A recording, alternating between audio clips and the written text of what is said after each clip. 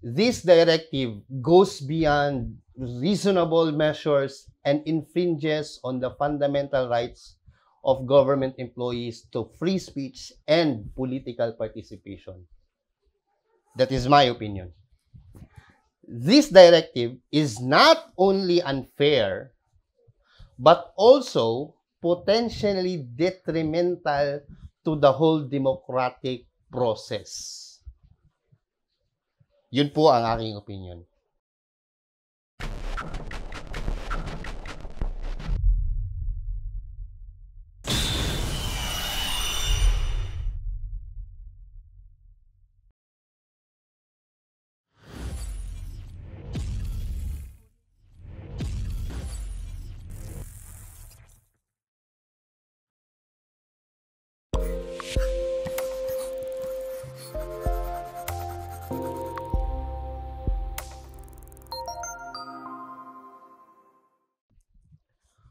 Okay, good evening everyone. This is Sir Weds of ISF Media and you're back here in my small Facebook profile, which I also publish in my YouTube channel after I recorded here on my Facebook meta page. Kasi live tayo dito. And as you know, Facebook already announced that they will be deleting all live content after 30 days. So I want to preserve all of my contents that I publish kasi, so that's why I always record it and republish it on my YouTube channel, which you can also view on the channels here below. Yan po lahat ng mga channel natin. Yan po yung Facebook page ko, yan po yung ISF, yung Integrated School Forms, my Instagram account, yung ISF Media. Below that, below the left side, sa pinakababa, makikita mo naman yung ating website and yung ISF Media ko po na TikTok channel. Yung pong YouTube ko naman, you can just search it sa YouTube na ISF Media. Same lang din po ang name niya, no? So, tonight, kasi marami nang nagsishare. Noon pong shinare na ano ba tawag nito? Na post or article. Is that an article? Article yata ito from the Civil Service Commission on the prohibition on partisan political activities. And if you haven't seen the whole article, let me share it with you. Kasi yun po yung magiging topic ng discussion natin for tonight, which I would like to share my own opinion on. Kasi as a government employee, of course, affected tayo dito sa nilagay po nila, sa pinublish po nila, no? So, share ko lang. Nasa right kasi yung isang screen ko, kaya po ganyan. Okay. Yan po ang ating This was published kanina lang. Bago lang talaga. Published March 17, 2025. So, it was published today. No, the Civil Service Commission reminded government employees to uphold political neutrality and avoid engaging in partisan political activities ahead of the May 2025 elections. It is based on a joint advisory between COMELEC and the Civil Service on electioneering and partisan political activities, this is Joint Circular Number 1, Series of 2016. So, yun po yung legal basis nila. Government employees are strictly prohibited from, so ito po yung mga prohibitions. Isa-isa po natin babasahin yan. First is forming groups, associations, or committees to solicit votes or campaign for or against a candidate. So, ibig po sabihin ito, bawal po tayong makipag-ugnayan, bumuo ng isang pangkat, grupo, or association, or komite, wherein we will be soliciting votes or campaigning. So, makikipagkampanya para sa isa or para against sa isang kandidato. So, bawal po sa atin ngayon. Bawal po sa atin yun. Second would be holding political rallies, caucuses, meetings, or parades for election campaigning. So, bawal din po tayo sumama ng mga political rallies. So, yung keyword po dito is political. So, ibig po sabihin nun, magkakaroon ng kampanya. Yung po yung point niya. political rally or caucuses or meetings, pagtitipon-tipon or parada, basta political parade for election campaigning. Yun po yung objective for election campaigning. So, bawal po tayong sumali doon. So, yung tanong kasi kanina is, sir, paano naman po yung mga prayer rally for the advocacy on bringing former President Rodrigo Duterte home? So, I cannot entirely say na bawal siya kasi political pa rin po kasi siya in nature eh. Yun po kasi yung first political rallies. Pero, kailangan kasi nating i-reconsider na yung political rally is for election campaigning. So, kasi yan po yung keyword key phrase, for election campaigning. So, yung prayer rally ba ni Digong, para kay Digong, is considered as an election campaign. So, if it is purely for political rally siya, ang advocacy niya is para ipakita sa government that they are advocating na pauwiin si Digong, so it is not entirely in the nature of election campaigning. So, hindi po siya pasok doon sa pagpabawal. Next would be making speeches, announcements, or media commentaries to support or oppose a candidate. So, maging opposition ka man o para sa suporta, yung pagbibigay mo ng mga speeches or announcements or media commentaries, bawal po rin siya. Kaya po, kung napapanood niyo po yung mga post ko sa Facebook and even sa YouTube ko po, I do not campaign for anyone or campaign against anyone who are currently running for election. So, wala po tayong binabanggit na ganun, ano? And then, publishing, distributing, or displaying campaign materials promoting or opposing a candidate. Itong opposing kasi hindi masyado common sa ating bansa eh. But more so on the aspect of promoting. Kasi may kanya-kanyang mga boto, mga parang manok yung bawat Pilipino. So, as a government employee, bawal daw tayong mag-publish or mag-distribute or display ng campaign materials. Yun pong vote, sabihin natin si Mayor, vote Mayor de la Cruz, vote Juan de la Cruz for Mayor. Yun po, na-share niyo po sa Facebook or mamimigay po kayo ng mga leaflets or what, bawal po yun siya. Considered po yun siya na electioneering. Directly or indirectly soliciting votes, pledges, or support for a candidate or party. So, bawal din po yun. Yung point po dito, may nilagay na indirectly soliciting votes or pledges or support. Ibig ko sabihin nun, bawal po tayo tumanggap. Bawal po tayo tumanggap ng kahit anong solicitation mula sa mga tumatakbo para sa darating na eleksyon. Using government resources. Ito po, importante ito. Using government resources such as time, personnel, facilities, and equipment for political purposes.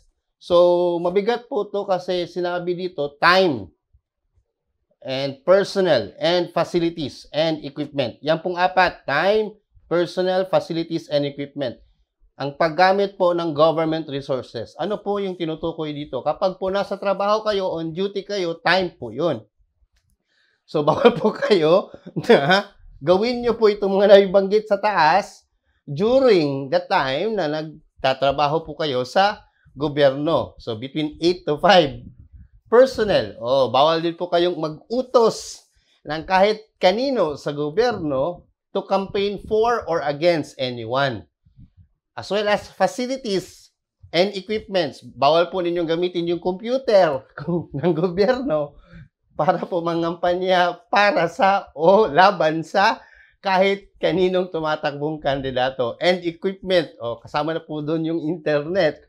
Bawal po natin gamitin yung internet facility, internet equipments na meron po tayo sa ating mga opisina sa gobyerno sa pangangampanya para sa at laban sa kahit kaninong kandidato. So, yun po yung tinutukoy dito. Providing financial or material contributions to candidates or political parties. Ito, bihira ito. Bihira ito especially sa amin sa DepEd, bihirang mangyari na kami yung mamimigay.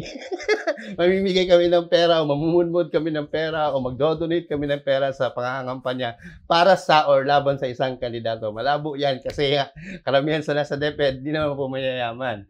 Wearing campaign-related shirts, pins, caps, or accessories unless authorized by the Commission on Elections. Yung mga t-shirt kasi may namumudmod ng mga t-shirts, yung mayroong pangalan ng party list sa likod or sa harap, or vote for, yung mga ganun po, bawal po sa atin magsuot ng mga ganun. And serving as a watcher for a political party or candidate during elections.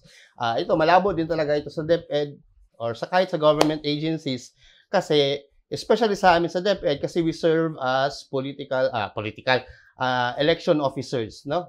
So, kami yung madalas na kinukuha na nagmamanage ng election proceedings dito sa ating bansa. So, who is covered? Sino-sino ba ang mga tinutukoy dito? So, these prohibitions apply to all government employees regardless of appointment status. So, ibig sabihin, permanent ka man, national paid ka man, locally paid ka man, COS ka man, meaning contract of service ka man, job order ka man, pasok po kayo sa mga pinagbabawalan ng electioneering guidelines na binigay po ng ating civil service and ng COMELEC.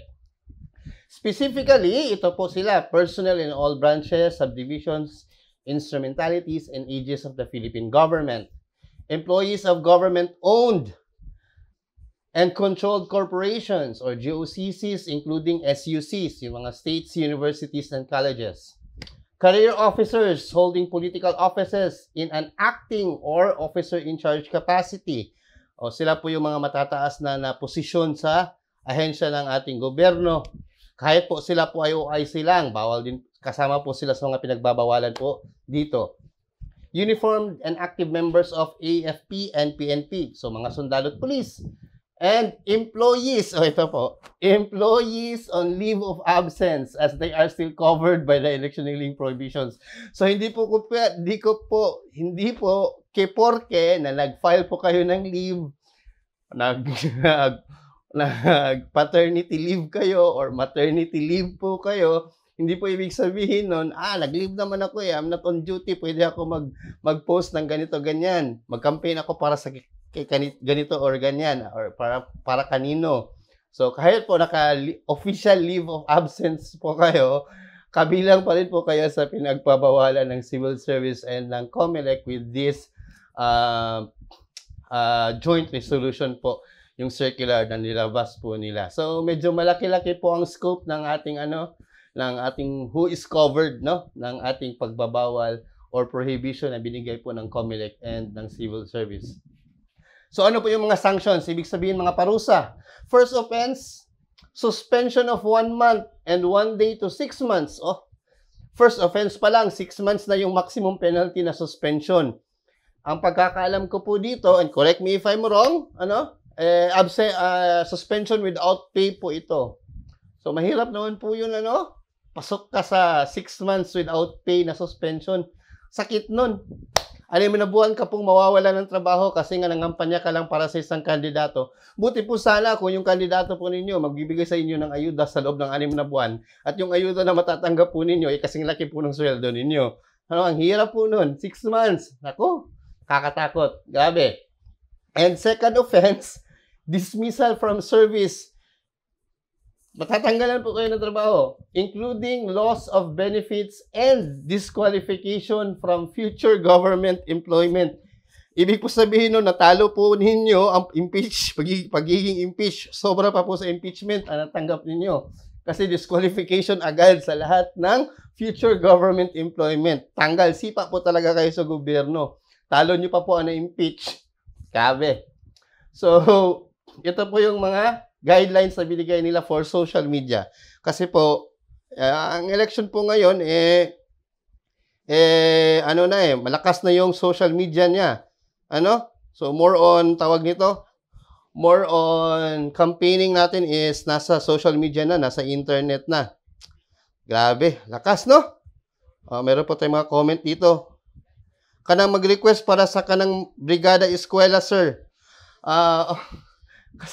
kung yung nirequestan po natin kandidato pasok po doon Pasok po doon sa solicitation. Actually, bawal po talaga kasi talagang humingi ang mga taga-DepEd ng solicitation. Yun po talaga yung general rule niya Bawal po talaga. Unya ka ng mga nanghatag og ayuda sir. Yun na nga.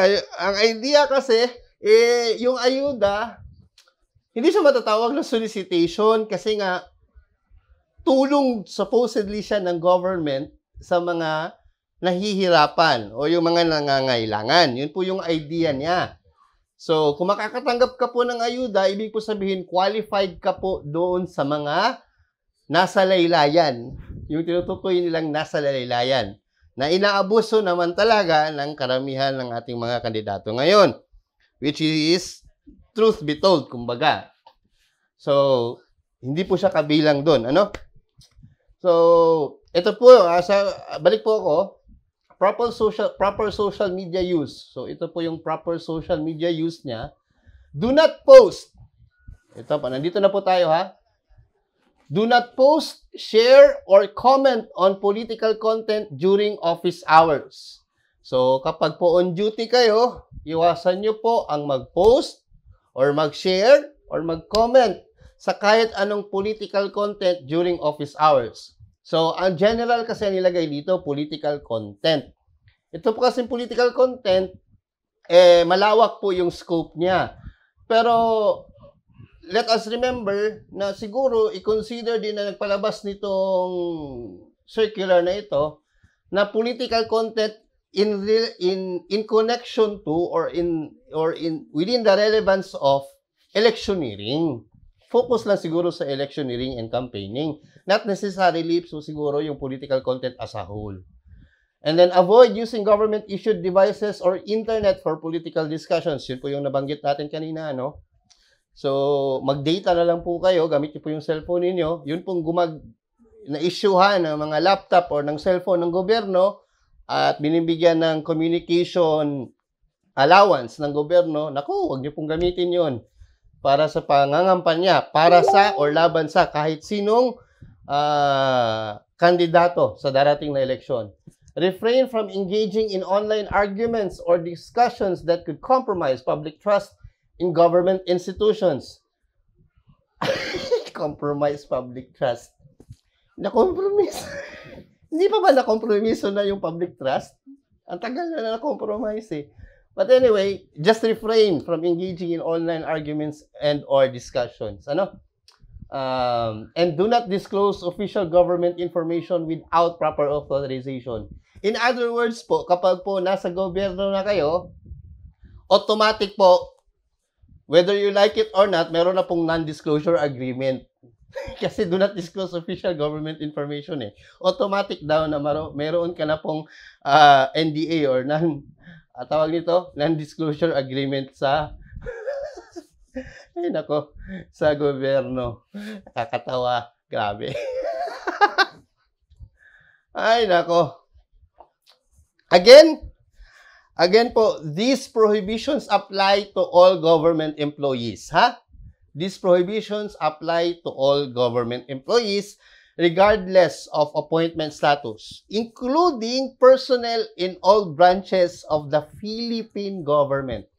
Employees of government-owned and controlled corporations, yung GOCCs, kasama na po doon yung state universities and colleges, yung mga SUCs, yung pong mga career officers na may hawak po ng mga political offices, kasama na doon yung mga OIC, uniformed and active members of the PNP and the armed forces. So, kasama po sila sa mga pinagbabawalan. And again, I would like to reiterate, kasama po dito yung mga employees who are on official leave of absence. Sama na po doon yung mga may paternity leave, maternity leave, single mom leave, di ba mayroong ganun? Or sick leave. Basta po, government employee pa rin po kayo, kahit po on leave of absence po kayo, kabilang o sakop pa rin po kayo doon sa binanggit po natin kanina na mga pinagbabawalan ng ating civil service and ng COMELEC ng kanila pong joint circular, no? So, pasok tayo sa commentary. Okay? Pasukin natin yung commentary. While maintaining political neutrality is essential for the impartiality of the civil service, this directive goes beyond reasonable measures and infringes on the fundamental rights of government employees to free speech and political participation. That is my opinion.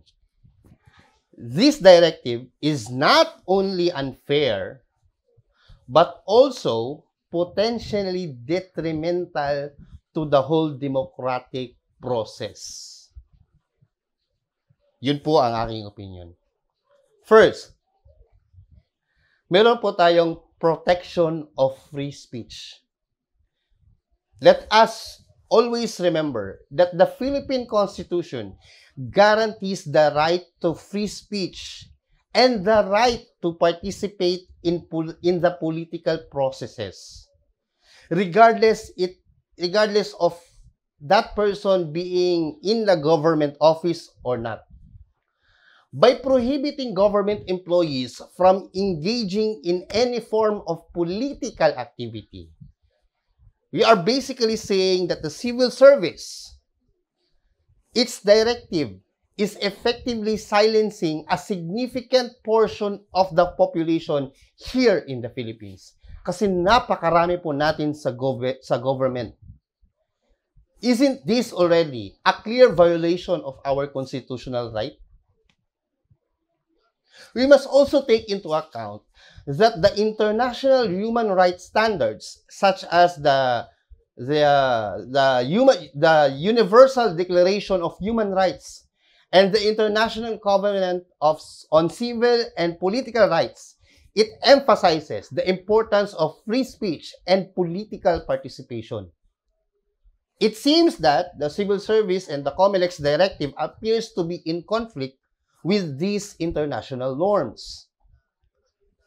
Democracy, our government's democracy, our publication, or our strength to be a democratic country thrives on the active participation of the Filipinos.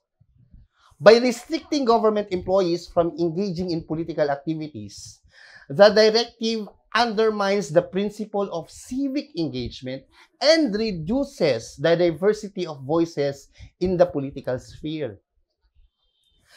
Whereas allowing government employees to participate in political activities can actually enhance transparency and accountability. Employees such as us can actually bring their expertise and their insights into the political processes, which contributes to more informed decision-making, regardless of that persons involved be part of the government structure or a plain citizen or civilian. The broad and sweeping nature of the prohibitions can have a chilling effect on free speech. Employees such as us will feel intimidated, and we will most likely refrain from expressing our political views even outside of our official capacities, which in turn results to a risk of selective enforcement with this type of prohibition. Isn't that, or doesn't that lead to potential abuse and discrimination? This will ultimately further erode trust in the civil service and the electoral processes. I would suggest, rather, that instead of a blanket ban, the civil service could actually provide clear guidelines on what constitutes permissible political activity.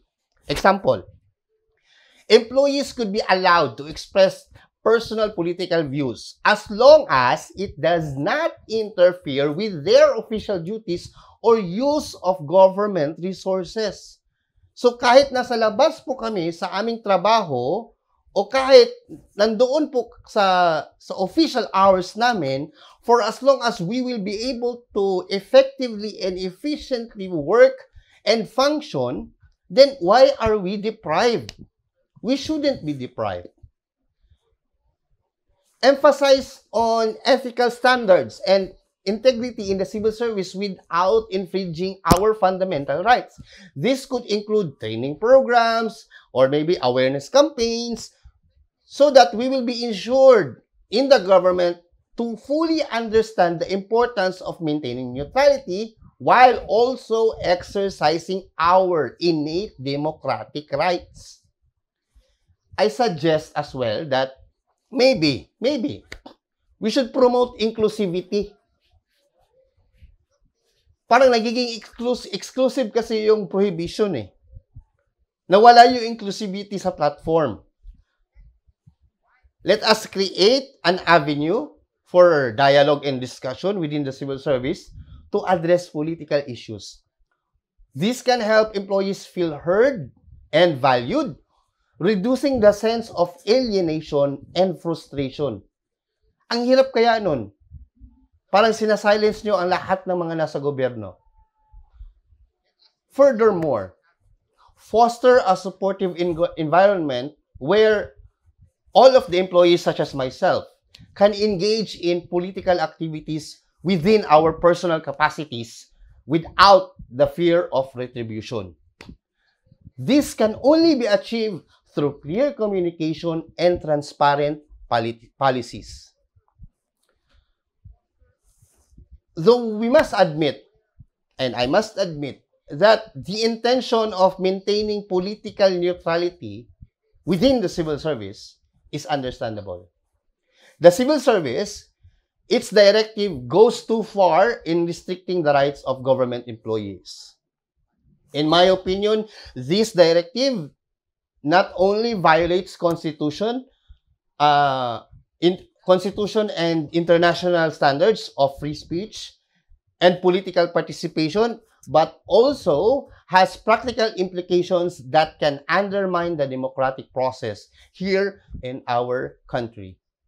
A more balanced approach is needed, one that respects the rights of employees while ensuring the integrity of the civil service. By providing clear guidelines and fostering a supportive environment, even though we are in the government agency, the civil service can achieve its goals without depriving us of our fundamental rights.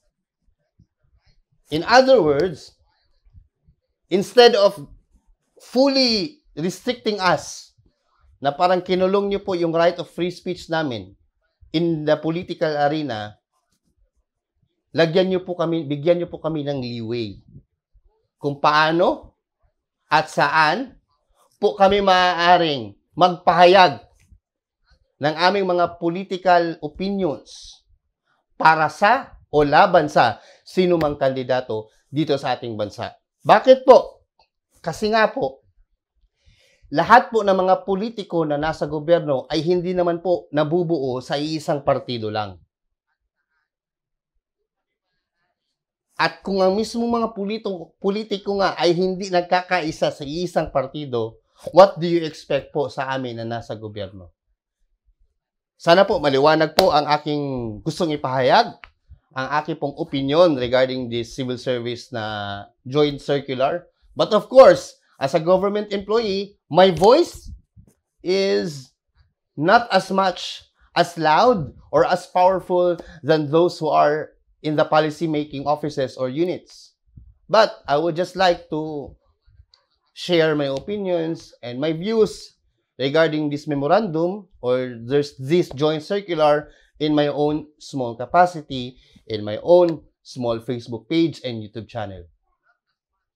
As a government employee, of course, I will still abide by this joint circular kasi nga po, nasa gobyerno pa rin naman po ako. And bilang isang government servant, tatalima naman po tayo sa mga batas at guidelines at polisiya na inililabas po ng ating national agency.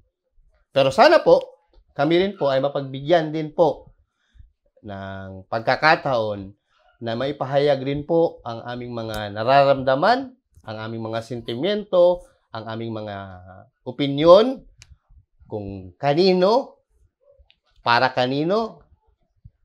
para saan, at ano po ang aming paniniwala ang mas nakakabuti sa aming pamamayanan o sa ating bansa. Kaya nga po tayo may eleksyon.